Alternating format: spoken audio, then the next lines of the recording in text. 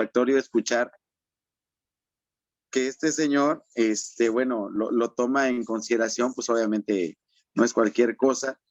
Ahora, hay una parte que a mí en lo personal me satisface mucho este análisis de la lectura de este señor, es ver cómo él va viendo desde de un punto historicístico el progreso de la misma literatura y esta parte que usted dice acerca de cómo la poesía debe surgir de manera espontánea, porque de lo contrario pierde su naturalidad y también su belleza. Esa parte para mí es sublime. Gracias, doctor, por el uso de la voz y muchas gracias por darme un espacio para poder atender esta bella sesión. Gracias, Julio. Y de hecho, sí dice de la emoción, pero luego nos manda a estudiar y bastante. Ahorita van a observar. Bien. Claro, y más tratamos de Aristóteles, ¿no? Sí. ¿Alguien más quiere hacer un comentario?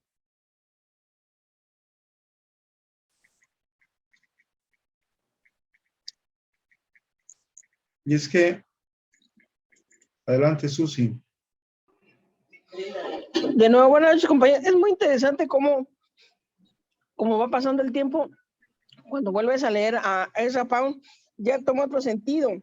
Y lo que yo les comentaba la vez pasada, doctor, que desde mi forma de ver la poesía y todo eso, tiene que ser tan natural como lo menciona Ezra Pound. Hablar de manera franca, directa, para lograr un buen trabajo. Me interesa mucho este tema. Muchísimas gracias, doctor, por presentarnos de esta manera. Gracias, Susi, por el comentario. Ahora, cuando él entra, y aquí vamos a retomar algunos puntos que ya ustedes habían marcado, porque pues no podemos colocar todo el libro, sin embargo, es tan nutrido. La idea es que ustedes se vayan de nuevo a revisar y a tomar lo que consideran que les sea de provecho, porque dice, tanto se ha garabateado respecto a una nueva manera de hacer poesía, que va a ser una ojeada retrospectiva o se va a ir a la parte histórica. En esta serie de ensayos y notas que aparecieron como pavanas y divisiones, algunas prohibiciones, y que dieron al final al origen de este libro. Cuando él menciona que se había reunido con HD, era Hilda, Light, Richard Arlington. Y entonces ellos estaban de acuerdo en estos tres principios. Tratar la cosa directamente, fuese subjetiva o fuese objetiva. Prescindir de toda palabra que no contribuya a la presentación del poema. Y hablando del ritmo, escribir o componer siguiendo una secuencia análoga a la de la frase musical y no en una secuencia del metrónomo. El metrónomo, que es algo que usamos en la música para llevar los tiempos. Aquí él nos menciona que no. Adelante, Julio. Doctor, muy buenas noches a usted y a todos los compañeros. Fíjese que cuando hablamos de hablar de la cosa por la cosa misma, no sé, quizá me trae mucho a la mente a esta cuestión de la dialéctica de lo concreto de Karel Kosik. Y es verdaderamente como cuando uno soslaya la cosa, no ve la cosa en sí, entonces la cosa se vuelve tan superficial que deja de ser la cosa y se vuelve una dialéctica crítica. Estoy en lo correcto cuando entiendo este punto de esta manera, es decir, sumergirnos dentro de la cosa para poderla entender y poderla expresar. Eso lo traslado a la poesía. Para poder expresar la belleza de la cosa, debemos interiorizar en la cosa misma. Considero que es correcto lo que menciona Julio. Y es que algunos conceptos sobre este tipo de poesía. Y vemos aquí Rosa de Mar, ¿Alguien quiere leer Rosa de Mar? Adelante, Susana. Rosa de mar. Rosa, áspera rosa, dañada y con pocos pétalos, magra flor, delgada, escasa de hojas, más hermosa que una rosa húmeda, sola sobre un tallo. Estás atrapada a la deriva, atrofiada con hojas pequeñas. Estás arrojada en la arena, estás alzada en la fresca arena que lleva el viento. ¿Podrá la aromática rosa verter tal punzante fragancia endurecida en una hoja? Y qué bello poema de esta poeta amiga de Rapin. Y luego tenemos a Richard Ellington. Francisco, ¿quiere leer a este poeta? Sí. Hay mucha gente que desprecia al que sueña despierto. Yo mismo tengo un amigo oculto, de sonrisa triste, que lo considera una enfermedad heredada de Rousseau, aunque dudo de que mi culto amigo haya estado nunca realmente enamorado, con un amor que roba el sueño y el apetito, que hunda a Roma en el Tíber. Pero no hagáis caso, voy a contaros mi sueño, porque ¿quién puede estar enamorado en París en junio y tener a la mujer de sus desvelos lejos en otro país, sin soñar despierto bajo los árboles del Luxemburgo? Bien, y este otro fragmento de un poema, ¿alguien quiere leerlo también de Richard?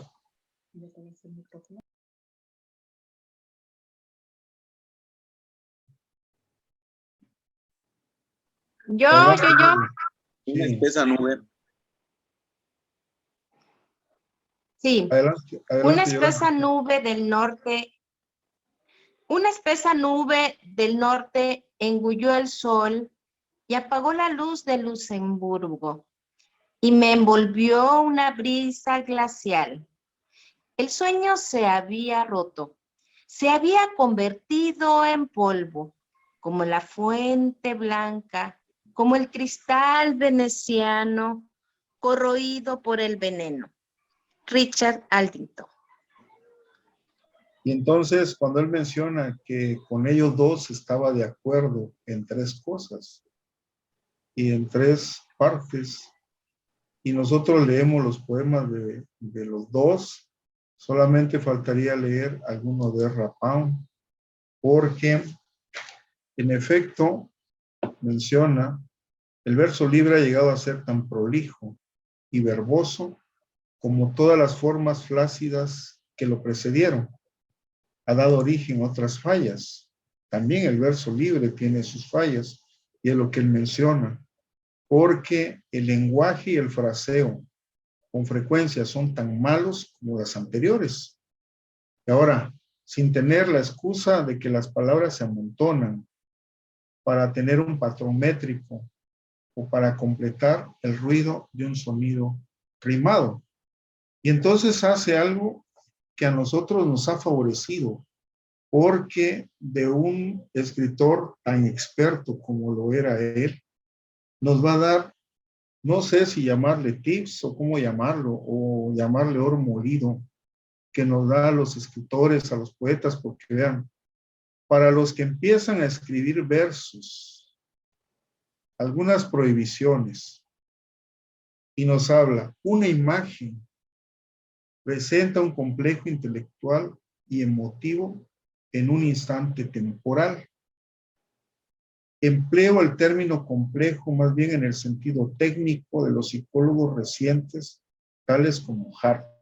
Y ojo con esto, si nosotros leemos esta parte que dice, la ciudad, hábitat del hombre civilizado, es un mundo que el hombre ha creado y donde está condenado a vivir, el hombre se recrea a sí mismo. aunque podamos no estar de acuerdo con su aplicación, ustedes pueden tomar esos 4 renglones y lo analizan y le dan vueltas y van a decir, bárbaro. Ahora, cuando habla de un complejo intelectual y emotivo de un instante temporal, a mí me recuerda a lo que en Oriente se conoce como el Satori, la iluminación, y a lo que en Occidente se conoce como el insight, como eso de que de repente, wow, qué padre, encontré la respuesta, encontré eso y felices, pero lo presenta de una forma todavía mucho más compleja. Por eso dice, complejo intelectual y emotivo de un instante temporal. Es la presentación instantánea lo que produce esa sensación de súbita liberación, y se está hablando del complejo, de la imagen. La sensación de estar libre de los límites temporales y espaciales. Esa sensación de repentino crecimiento que experimentamos ante las grandes obras del arte. Y desde ahí nos está diciendo a los que empezamos a escribir que desde esa época ellos esperan que cualquier poeta haga algo extraordinario dentro de la poesía, y lo va a remarcar porque vale más presentar una sola imagen en toda su vida que producir obras voluminosas. Y entonces pareciera que fuera una crítica para que escribamos una y otro libro, pero sin que tenga algo de calidad como ellos lo querían desde ese tiempo. Considera 3 proposiciones: el tratamiento directo de la cosa, la economía de las palabras y la secuencia de la frase musical. Y entonces luego nos va hablando como un padre de la creación literaria, como un maestro que está muy cuidadoso de darnos su máxima experiencia cuando dice, nunca consideres nada como un dogma, sino como el resultado de una larga meditación, que aunque sea una meditación ajena, puede valer la pena de ser tomada en cuenta. Como buscándonos a que nosotros mismos hagamos nuestro propio conocimiento, tomando los conocimientos de los maestros, porque Susi remarcó esto. Cuando él, no hagas caso de la crítica de quienes nunca hayan escrito una obra notable. Piensa en la discrepancia entre lo que escribieron los poetas y los dramaturgos griegos, y luego las teorías que elaboraron los gramáticos grecorromanos para explicar su métrica.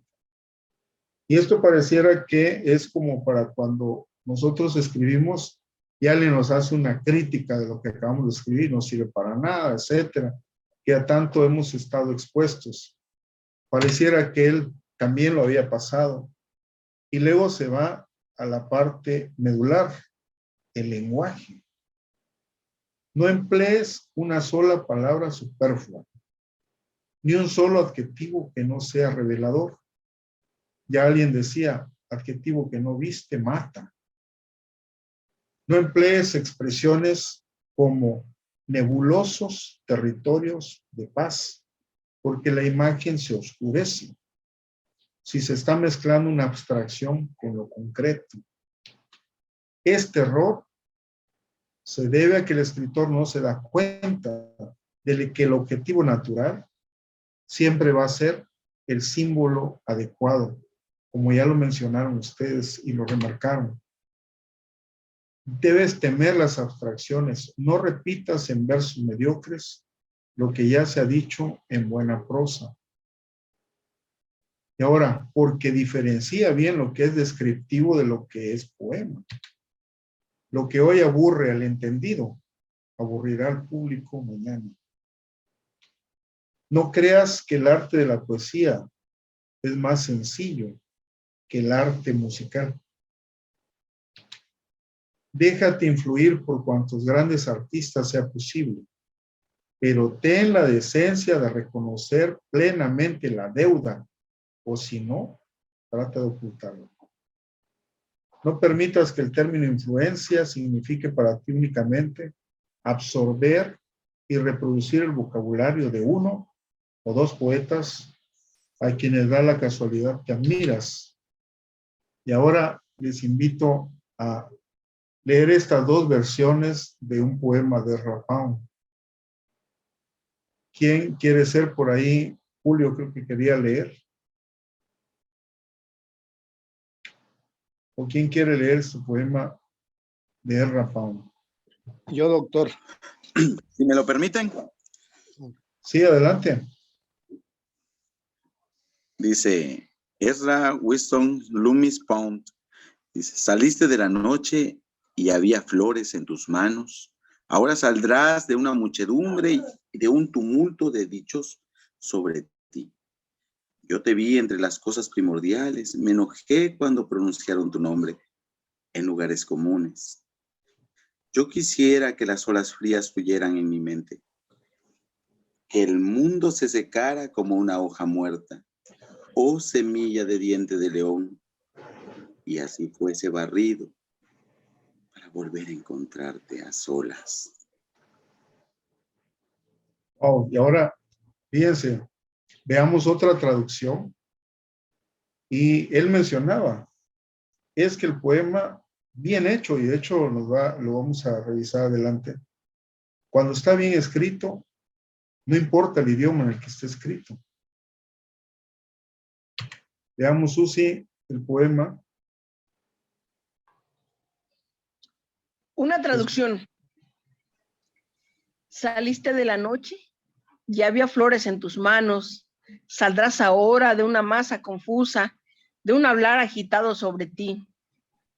Yo, que te vi en cosas esenciales, me indigné cuando oí decir tu nombre en sitios ordinarios. Quisiera que olas frescas fluyeran en mi mente, que el mundo se secara igual que una hoja muerta, cual vaina de amargón que alguien tirara para poder hallarte nuevamente sola.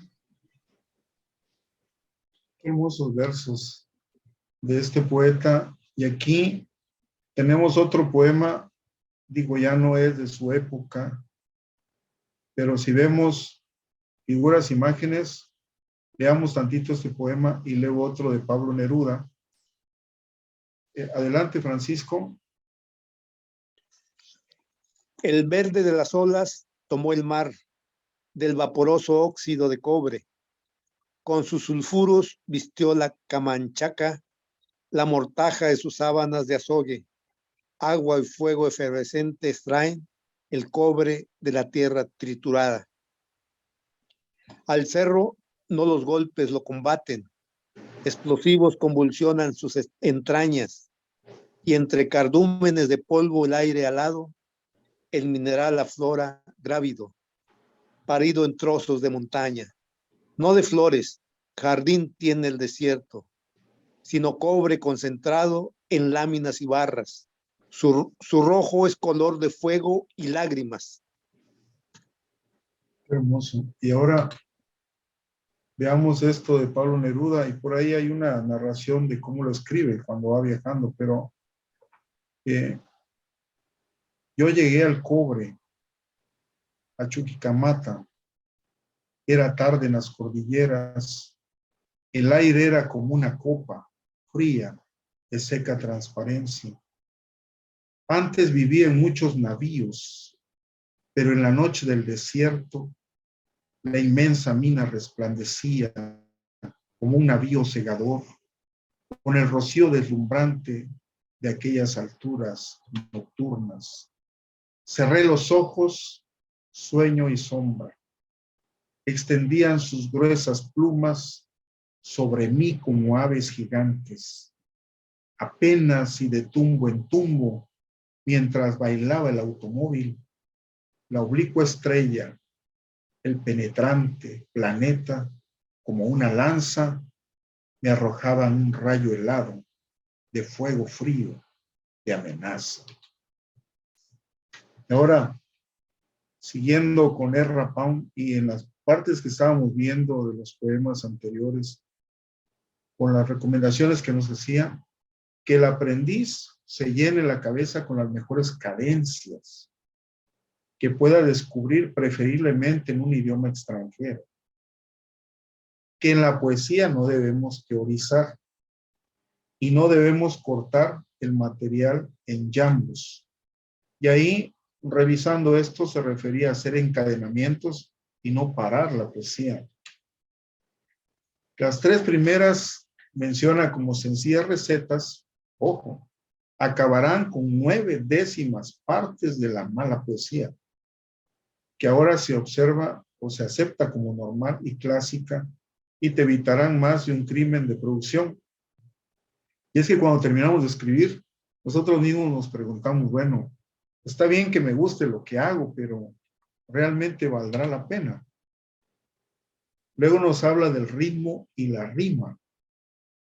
Y entonces, esto en cuanto al ritmo, el vocabulario lo debe encontrar en su lengua natal, para que el significado de las palabras tenga menos posibilidades de distraer su atención del movimiento del verso. El neófito debe conocer, yo con estas recomendaciones, asonancia y aliteración, rima inmediata y retrasada, simple y polifónica, que debemos, como el músico, como se espera que el músico conozca la armonía, el contrapunto y todas las minucias de su oficio, así el poeta tiene que conocer de figuras literarias y todo lo que conlleva un poema y la creación literaria, que nunca será excesivo el tiempo que le dediquemos, o el uno solo en particular, aunque pocas veces tengamos que hacernos valer de ellos, pero nos pide que le dediquemos mucho tiempo. Y cuando habla de no teorizar, menciona algo que alguna profesora de poesía me decía a mí, es que usted en la poesía no debe de escribir. Recuerdes, Errapón, que el pintor puede describir un paisaje mucho mejor que tú y tiene que saber mucho más acerca de él. Cuando Shakespeare habla de la aurora vestida con su manto rosáceo, está presentando algo que el pintor no presenta. Nada hay en estos versos que podamos llamar descripción. Aurora vestida con su manto rosáceo. No cortemos el material en jambos para no pararlo en seco, y que él sugiere que el principio del siguiente verso cabalgue al final de la ola rítmica, como pudimos ver en el poema de Neruda y en el otro poema, cómo no se detenían sino que se encabalgaban, y esto es una figura literaria. Al final de cuentas debemos trabajar como un músico, como un buen músico, porque la música es paralela a la poesía, porque rigen las mismas leyes y porque no está sujeto a otras, y que nuestro ritmo no debe destruir la forma de los vocablos, ni el sonido natural, ni el significado, porque si nosotros tenemos ese problema, vamos a caer en interrupciones falsas debidas al término de la línea y a las cesuras. Y hace aquí esta aclaración: un músico puede valerse del tono y el volumen de la orquesta para disfrazar si no puede cantar bien, etc. Nosotros no, porque armonía está mal aplicada en la poesía. Sin embargo, y ojo con esto, hay una especie de sonido residual que permanece en el oído del que escucha y que actúa más o menos como el bordón del órgano. En la mejor poesía hay un sonido residual. Por lo tanto, aquí cierra cuando la porción de la poesía que interesa al ojo imaginativo del lector no perderá nada al traducirse a una lengua extranjera. Lo que atrae al oído solo puede afectar a los que pueden leer el idioma original. Y entonces ahí nos manda una serie de recomendaciones y luego al final nos dice, la buena prosa no te hará ningún daño y es buena disciplina intentar escribirla. Que también nos recomienda traducir, porque, ojo con esto, si tú encuentras que tu poesía se tambalea cuando intentas reescribirla, ojo, porque el significado de un poema que se va a traducir no se puede tambalear. Si usas una forma simétrica, no escribas primero lo que quieres decir, para después llenar con miasma. Ustedes sabrán que el significado, los huecos que queden.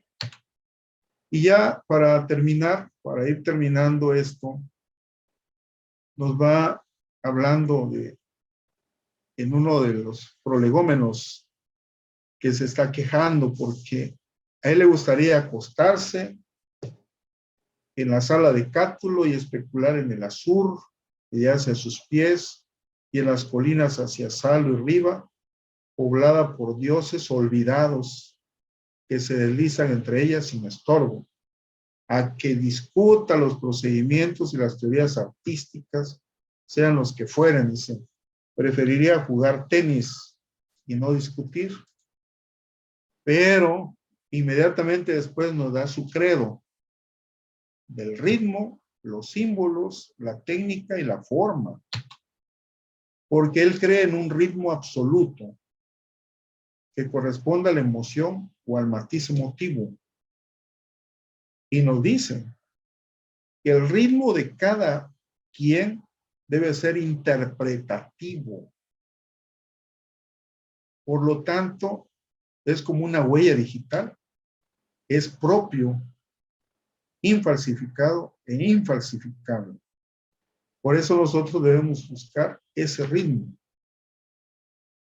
Y ahora, aquí entra en una situación para nosotros, porque él lo tenía muy claro, porque el símbolo adecuado y perfecto es el objeto natural.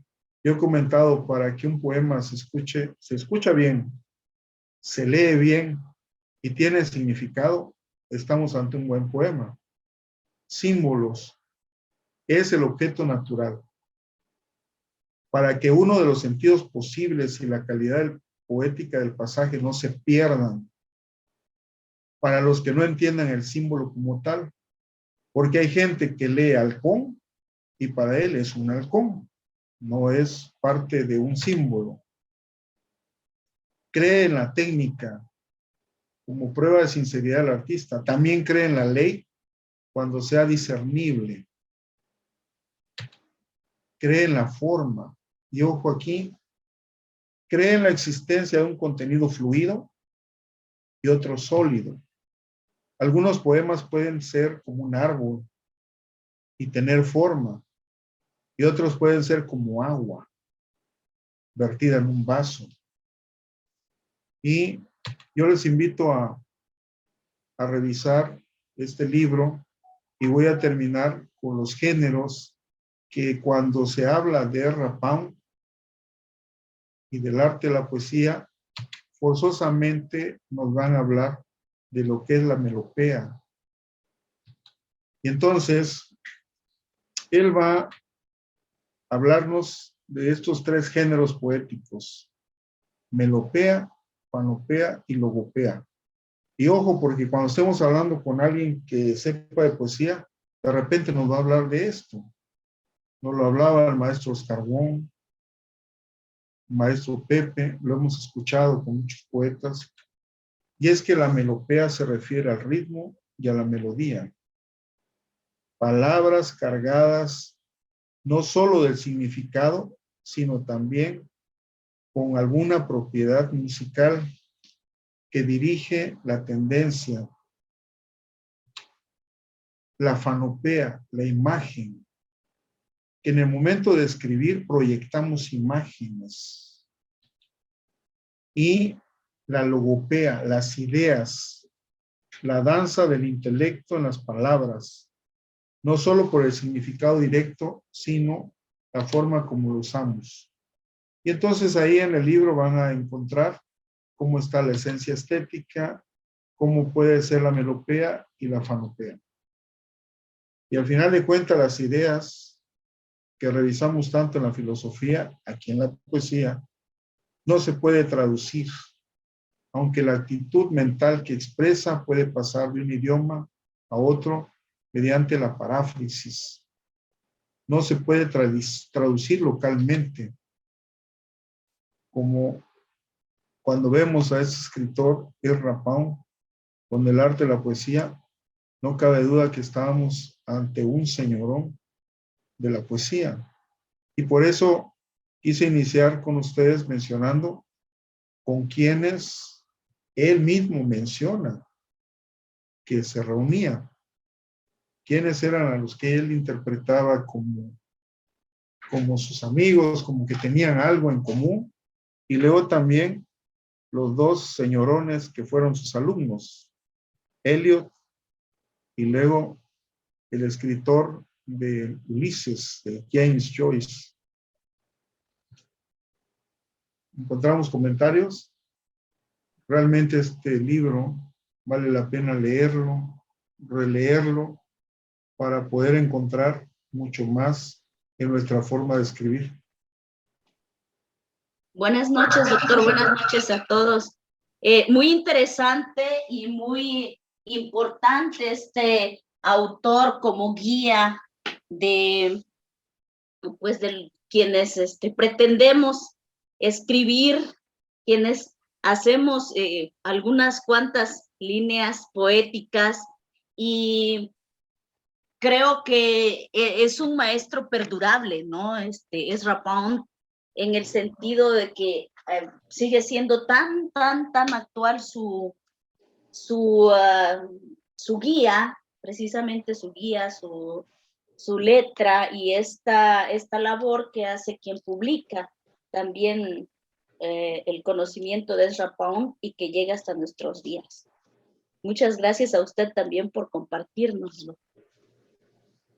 Gracias, Anita. Y estamos llegando al final de este círculo de lectura. Les agradezco a todos los que nos están viendo también en las redes sociales por haber estado con el arte de la poesía de Ezra Pound, y en este momento en el cual disfrutamos de esas líneas escritas ya hace muchísimos años, en el siglo pasado. Un saludo a todos, nos vemos.